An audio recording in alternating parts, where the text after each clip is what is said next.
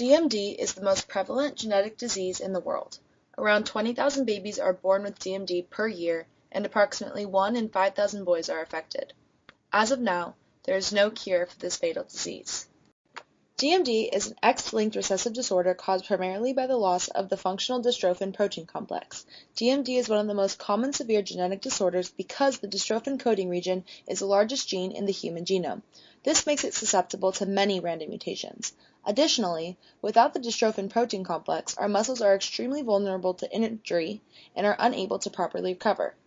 This eventually leads to the loss of muscular function. As I said before, DMD is a genetic disorder. However, many times DMD will occur in a family with no prior history, and parents are left shocked and confused by their son's rapidly deteriorating state. I also mentioned that there are no current cures for DMD. There are, however, possible treatments being researched, and there are many clinical trials being conducted. Doctors have also found ways to mitigate the severity of the patient's symptoms, which are allowing boys with DMD to live longer. Now we are going to dive deeper into one family's battle with DMD.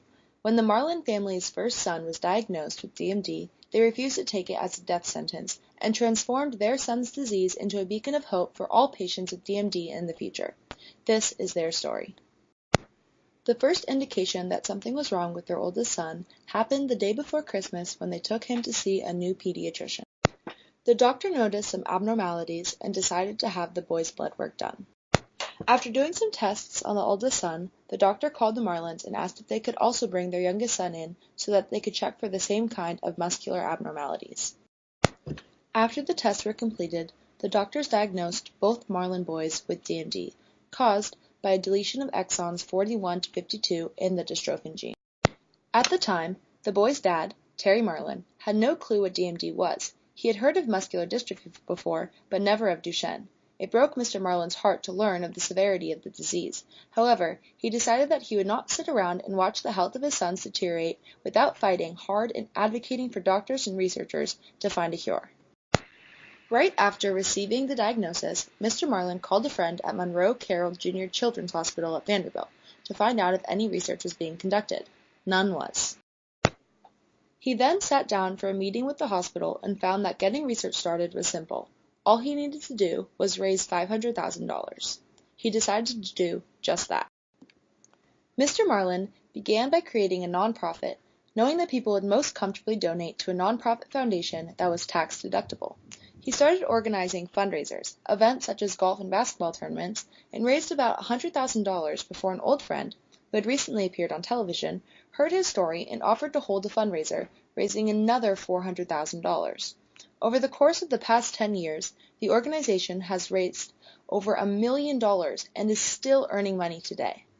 The money that they have raised has and continues to go to some exciting future projects, one of which that Mr. Marlin talks about is CRISPR-Cas9.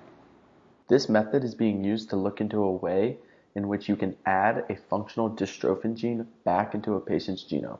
Mr. Marlin also talked about a partnership between Fight DMD and an exoskeleton company.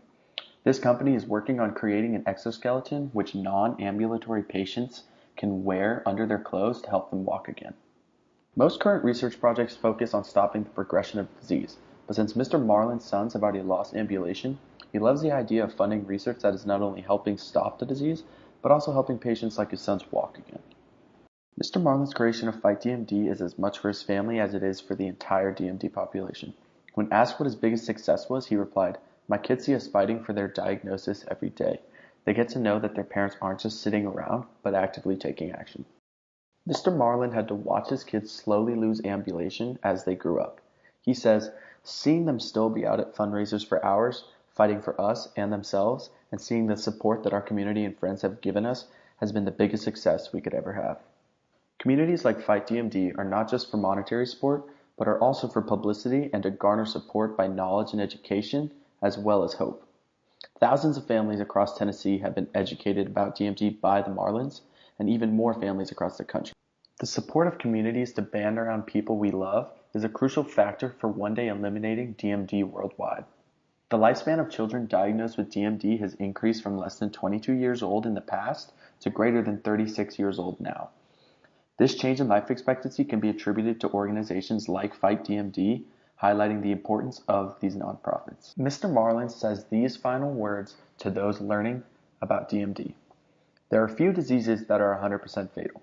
The more we can learn, the more we can support each other, the more hope we can bring, the more we can eventually do for my boys. I know we may not find a cure within my boy's lifetime, but I know we will find one. Hopefully, Mr. Marlin's story can bring a sense of personality to the lives that have been hurt by Duchenne muscular dystrophy. More importantly, his story shows how any one person can affect the course of scientific history. Thank you for listening, and I hope you enjoyed the presentation.